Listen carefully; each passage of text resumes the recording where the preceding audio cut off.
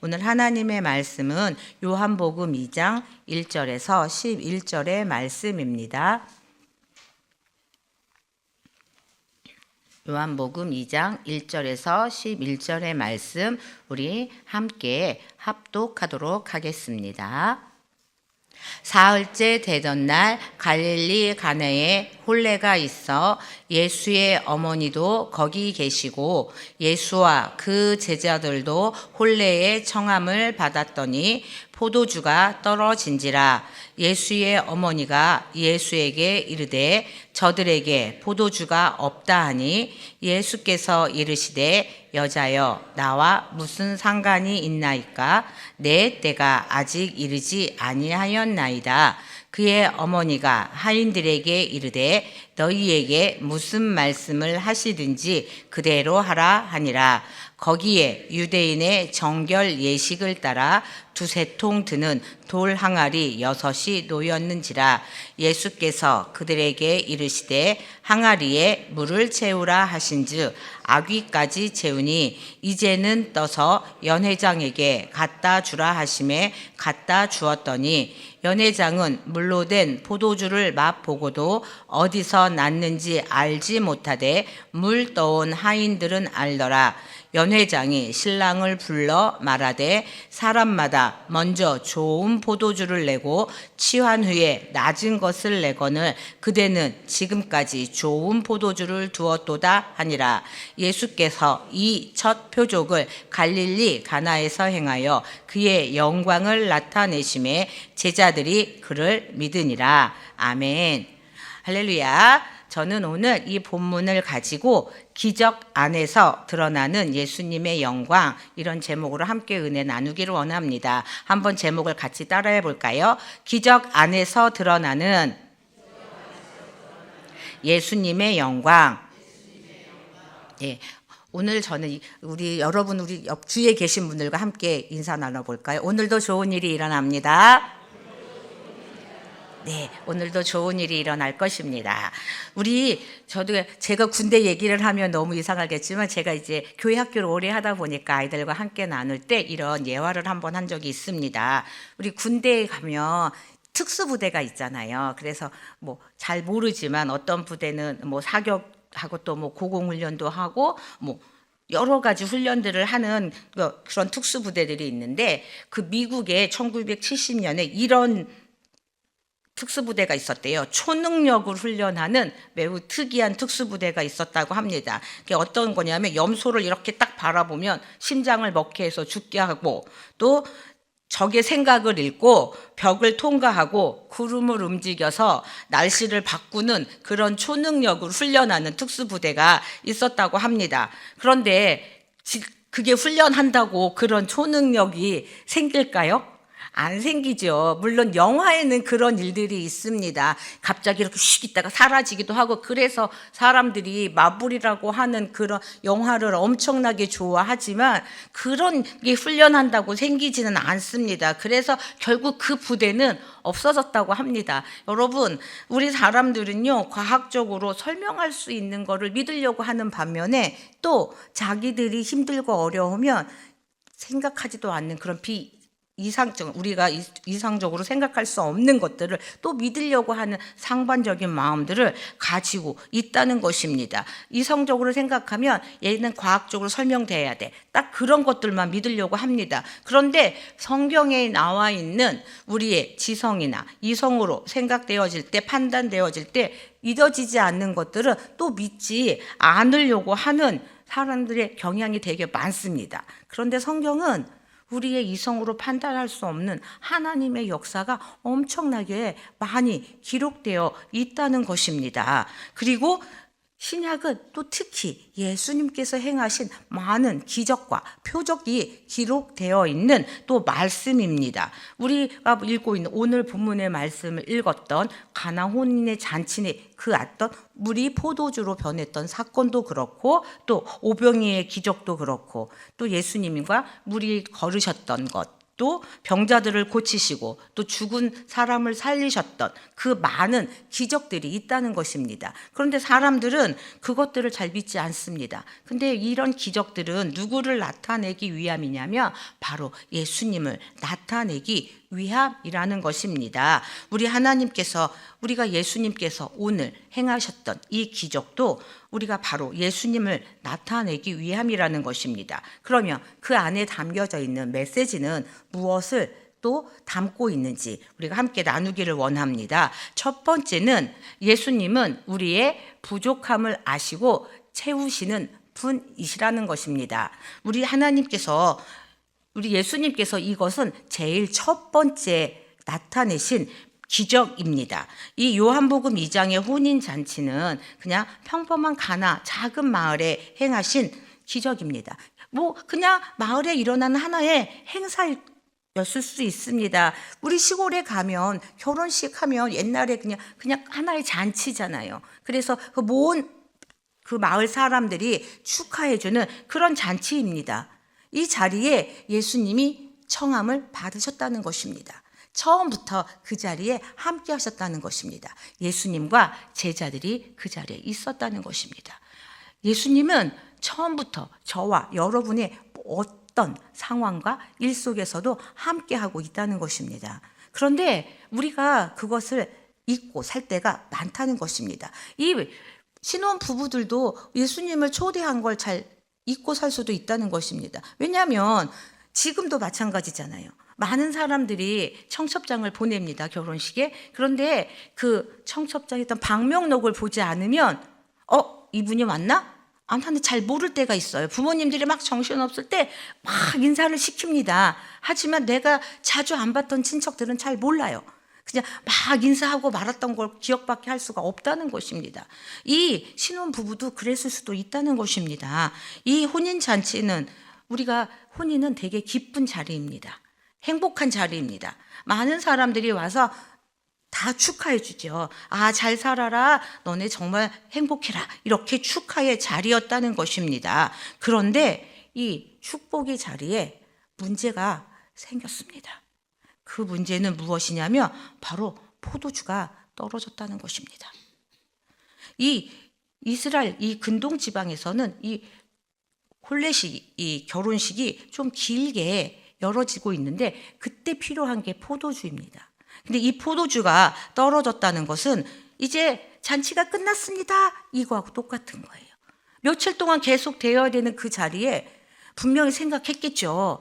우리 며칠 동안 할 거고, 사람이 몇 명 올 거야. 우리가 청첩장을 300장을 보냈어. 그러면 최소 250명이 올 거야. 250명이 와서 우리가 일주일 동안 계산을 한번 해볼까? 그러면 포도주가 얼마가 필요할 거야? 하고 다 계산을 했는데, 딸려온 식구들이 너무 많았나 봐요.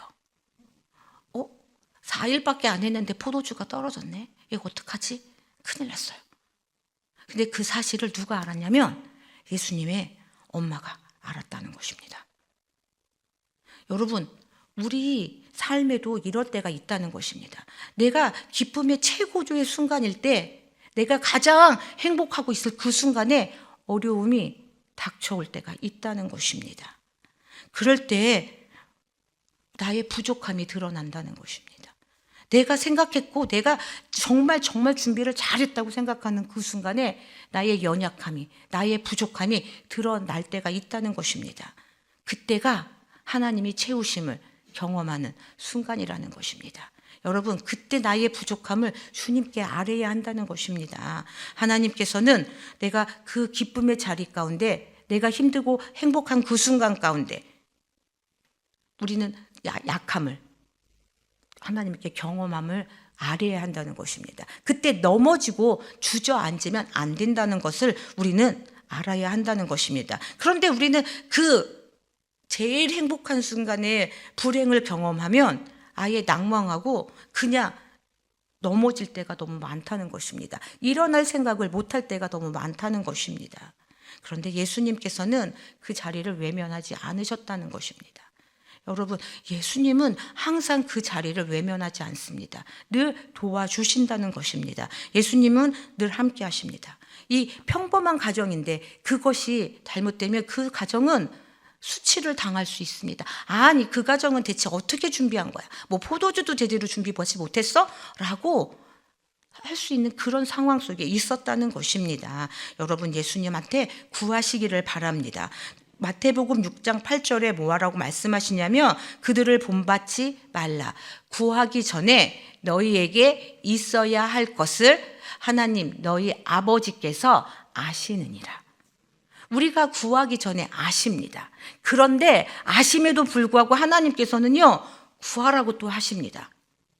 하나님 아시는데도 불구하고 너희가 구하기를, 내가 구하기를 원하신다는 것입니다. 여러분, 우리에게 문제를 만났을 때 다른 방법을 찾지 말고 사람을 찾고 스스로 해결하려고 하지 마시기를 바랍니다. 이때 어머니 마리아가 누구를 찾아갔습니까? 예수님을 찾아갔다는 것입니다. 그리고 예수님께 말했습니다. 그랬더니 예수님이 또 뭐라 그래요? 내 때가 아직 안 됐습니다. 이렇게 말하는 거예요. 그런데 마리아는요, 하인들에게 또 뭐라고 말하냐면 무엇이든지 그가 너희에게 말하는 대로 해라. 이렇게 하인들에게 이야기를 해놓고 갑니다. 이것이 순종의 비밀입니다. 이게 공급의 비밀입니다. 예수님은 내 때가 아직 이르지 않았다라고 말씀하셨지만 순종할 때 그 일들이 일어난다는 것입니다. 우리 예수님은요, 우리의 부족함을 그냥 채우는 그런 정도가 아니라 더 좋은 것으로 채워주시는 분이라는 것입니다. 우리 빌립보서 4장 19절을 한번 같이 읽어볼까요? 나의 하나님이 그리스도 예수 안에서 영광 가운데 그 풍성한 대로 너희의 모든 쓸 것을 채우시리라. 네, 어머님, 예수님의 어머니 마리아는 해결될 수 있는 인간의 방법을 찾지 않았다는 것입니다. 너네 빨리 가서 포도주를 사와. 이렇게 말하지 않았다는 것입니다. 예수님의 말씀대로만 하면 다 이루어질 수 있다는 것을 알았다는 것입니다. 여러분, 우리의 부족함을 숨기지 말고 주님께 나아가시기를 바랍니다. 예수님은 그냥 복구하는 정도가 아니라는 것입니다. 더 풍성하게, 더 좋은 것으로 채워주시는 분이신 것을 여러분 기억하시기를 바랍니다. 더 좋은 것으로 채워주셨습니다. 더 좋은 포도주였다는 것을 잊지 마시기를 바랍니다. 두 번째, 이 속에 담겨져 있는 메시지는 무엇입니까? 두 번째, 순종은 기적의 통로가 된다는 것입니다. 우리 한번 할까요? 순종은 기적의 통로가 됩니다. 예수님께서 종들에게 말했습니다. 항아리에 물을 채우라. 이게 대체 무슨 상황일까요? 맞지도 않아요. 상식적으로 이해가 되지가 않습니다. 포도주가 필요한 상황인데 물을 채우라고 합니다. 그런데 그냥 채워다 아니고 그냥 가득 채우라고 합니다. 아귀까지 물을 채우라고 하는 그 상황 속에서 이 종들은요, 아니, 우리 주인도 아닌데, 대체 왜 이러는 거지? 하지 않았습니다. 물을 아구까지 채웠습니다. 그리고 떠다 주라고 하니까 그냥 또 떠다 줬습니다. 그랬더니 어떻게 됐나요? 그 연회장이 먹어보고, 아니, 이렇게 맛있는 포도주를 여지껏 남겨뒀다고? 하고 이야기했던 것, 훨씬 더 좋은 포도주였다는 것입니다. 여러분, 기적은 우리의 이해에서 시작되는 것이 아니라 순종에서 일어난다는 것입니다. 여러분, 여러분 삶 가운데 일어나기를 원하십니까? 순종으로 나아가시기를 바랍니다. 성경에도 보니까요, 순종하는 자를 통해서 기적이 일어났습니다. 노아가 하나님께서 방주를 지으라고 말했습니다. 방주를 지어본 적도 없습니다. 그런데 순종했습니다. 그 말씀에 순종하고 했더니 그 비가 왔을 때 노아의 가족들이 구원받는 역사가 일어났습니다. 아브라함은 어땠습니까? 갈 바를 알지 못했을 때 하나님께서 자기의 모든 터전을 버리고 나오라고 했던 그 말씀을 믿고 나왔습니다. 그랬더니 하나님께서 정말 큰 민족을 이루셨다는 것입니다. 베드로는 또 어땠나요? 밤새 아무것도 잡지 못했지만 말씀에 의지하여 그물을 내리고 순종했더니 엄청나게 많은 고기를 잡았습니다. 또 나아만은요, 몸에 문둥병이 있었을 때 처음에는 아니 우리 나라에 더 좋은 강이 있는데 내가 저 더러운 물에 몸을 씻어야 된다고? 그런데요, 6번까지 씻었을 때도 몸에 문둥병이 낫지 않았습니다. 7번 씻었을 때 몸에 문둥병이 나았다는 것입니다. 여러분, 순종은요 100%여야지만 된다는 것입니다. 7번 하라고 했으면 7번 해야 한다는 것입니다. 우리가 90%, 99.9%까지 하고 안 된다고 포기하면 하나님의 기적을 체험할 수 없습니다. 하나님께서 말씀하시면 100%의 순종을 여러분 보이시기를 바랍니다. 우리는 주께서 베드로가요 물 위를 걸은 것, 주께서 걸어오라고 했을 때 걸었습니다. 주님만을 바라보고 걸었을 때는 걸을 수 있었습니다. 그런데요, 갑자기 불어오는 바람을 보았을 때는 어떻게 되었나요? 다시 물속으로 빠져버렸습니다. 여러분, 우리가 주님만 바라보고 그 말씀에 순종할 때는 물 위를 걸을 수 있습니다. 그런데 환경을 바라보면 물속에 빠져들고 맙니다. 여러분 주님께서 바라보라고 할 때 주님만 바라보고 순종하며 나아가기를 원합니다. 여러분, 그렇게 할 때 우리는 모든 기적을 체험할 수 있을 것입니다. 우리 시편 34편 9절에 이렇게 말하고 있습니다. 한번 같이 읽어볼까요? 너의 성도들아 야훼를 경외하라. 그를 경외하는 자에게는 부족함이 없도다. 우리 하나님을 경외하는 자에게 부족함이 없다고 말씀하고 있습니다. 우리가 말씀을 순종하는 것, 이해를 더 중요할 때가 있다는 것입니다. 내가 이해해야 순종하겠다라고 할 때가 있습니다. 하나님께서 아브라함에게 이삭을 바쳐라, 그게 이해가 되어지는 말씀일까요? 아니, 번제로 바치라고 하는 게 이해가 되어지는 말씀일까요? 아니에요. 그런데 행동으로 나타냈을 때 하나님께서는 진짜 이삭을 바치지 않았습니다. 하나님 정말 순종을 보였을 때 하나님께서 이삭을 정말 그 믿음을 받으셨고 그 순종을 받으셨다는 것입니다. 기적의 통로로 사용하셨다는 것입니다. 여러분, 우리가 하나님의 뜻에 순종하며 나아가기를 원합니다. 우리가 늘 하나님의 기적이 우리 삶 가운데 일어나기를 원하는데 우리의 순종이 부족해서 그런 기적을 체험하지 못할지도 모를 것 같습니다. 여러분, 우리 하나님의 말씀에 순종하는 게 어쩌면 부담스러워서 또 내 생각에 내 판단에 이해가 되지 않아서 못할 때도 있습니다. 그런데 우리가 하나님의 말씀에 순종하며 나아갈 때 우리는 하나님의 은혜를 경험할 것입니다. 여러분, 순종은 우리의 믿음을 옮기는 자리고 하나님의 일하시는 공간을 열어드리는 것입니다. 우리는 순종은 기적을 기다리는 자세가 아니라 기적이 일어나는 자리까지 걸어가는 발걸음입니다. 우리가 그 걸음을 떼어내시기를 바랍니다. 홍해가 갈라진 것도 요단강이 갈라진 것도 믿음의 걸음을 내디뎠을 때입니다. 믿음의 발걸음이 한 발자국 내어졌을 때 홍해가 갈라졌고요, 요단강이 갈라졌습니다. 여러분, 믿음의 발걸음을 내어딛기를 원합니다. 자, 세 번째 메시지는 어떤 말씀일까요? 예수님의 기적은 영광을 드러내는 믿음을 일으킵니다. 같이 한번 읽어볼까요? 예수님의 기적은 영광을 드러내어 믿음을 일으킵니다. 요한은 이 사건을 11절에 이렇게 기록하고 있습니다. 예수께서 이 첫 표적을 갈릴리 가나에서 행하여 그의 영광을 나타내셨음에 제자들이 그를 믿으니라. 그러니까 그걸 볼까요? 그 전에는 조금 안 믿었나 봐요. 따라다니기는 했는데 아직까지 확실한 믿음이 없었던 것 같아요. 우리들도 어쩔 때는 그 어떤 표적을 봐야지만 믿을 때가 있잖아요. 제자들도 정말 하나님의 아들인가 보다 라고 이제 그 믿음을 믿게 되었다는 것입니다. 예수님의 기적을 통해서 하나님의 나라의 진리를 드러내셨다는 것입니다.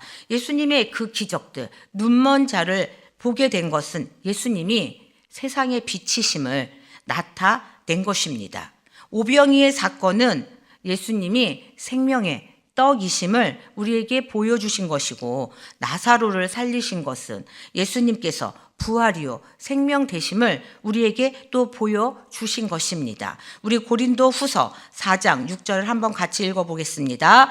어두운 데에 빛이라 말씀하셨던 그 하나님께서 예수 그리스도의 얼굴에 있는 하나님의 영광을 아는 빛을 우리 마음에 비춰주셨느니라.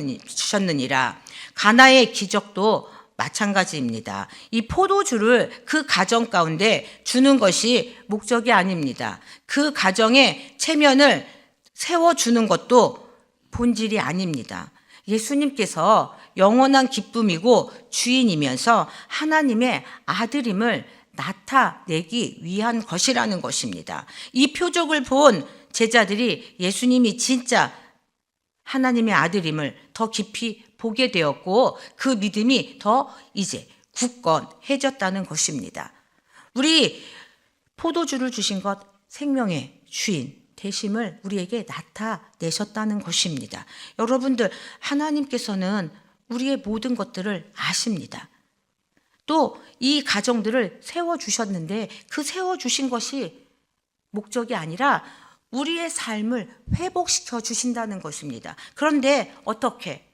더 좋게, 더 풍성하게 세워주신다는 것을 여러분들 기억하시기를 바랍니다. 이 가정을 세워주시되 더 좋게 세워주셨던 것처럼 우리의 삶도 동일하게 역사해 주신다는 것입니다. 여러분이 생각하셨던 것보다 더 좋은 것으로 채워주시는 분이라는 것을 잊지 마시기를 바랍니다. 주님께서는 우리에게 말씀하십니다. 내 영광을 바라보라. 나는 너의 문제를 뛰어넘어서 역사하는 하나님이다.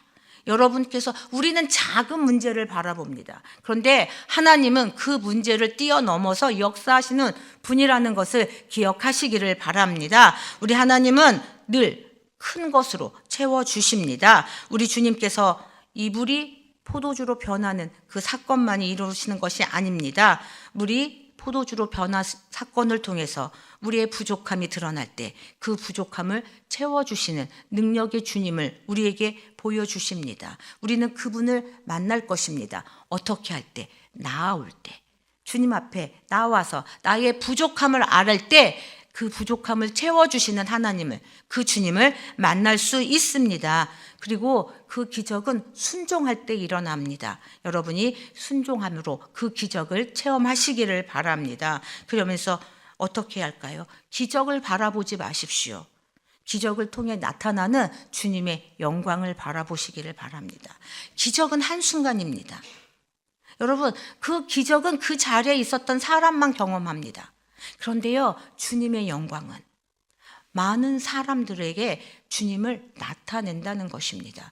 여러분이 주님의 영광을 나타내는 그런 믿음의 통로들이 다 되어질 수 있기를 간절히 소망합니다. 여러분의 그 주님의 영광을 나타내는 자리가 되어지시기를 원합니다. 주님의 영광을 드러내는 통로가 되어지시기를 원합니다. 우리는 모두 다 주님의 영광을 나타내고 또 주님의 축복을 전하는 축복의 통로가 되어지기를 간절히 소망합니다. 기도하겠습니다.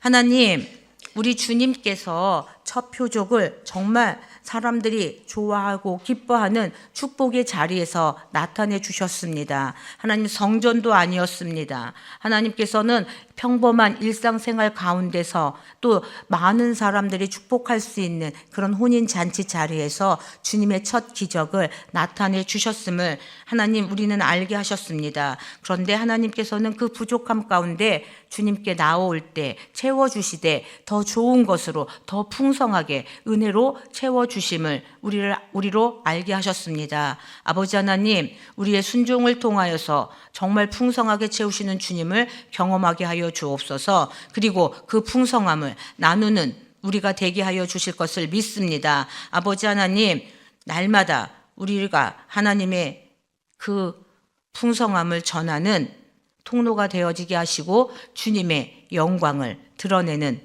믿음의 사람들이 다 되게 하여 주옵소서. 늘 우리 가운데 역사하여 주시는 예수님의 이름으로 기도합니다. 아멘. 하늘에 계신 우리 아버지여, 이름이 거룩히 여김을 받으시오며 나라가 임하시오며 뜻이 하늘에서 이루어진 것 같이 땅에서도 이루어지이다. 오늘 우리에게 일용할 양식을 주시옵고 우리가 우리에게 죄 지은 자를 사하여 준 것 같이 우리의 죄를 사하여 주시옵고 우리를 시험에 들게 하지 마시옵고 다만 악에서 구하시옵소서. 나라와 권세와 영광이 아버지께 영원히 있사옵나이다. 아멘.